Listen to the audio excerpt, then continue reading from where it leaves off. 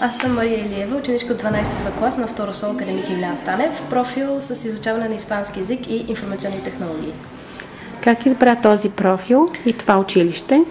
За профила винаги испански език ми е харесвал и съм го мислила за интересен и красив.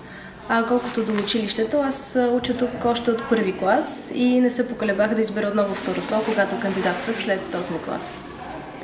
Кое натежа? Това, че познаваш учителите или че самата обстановка е приятна?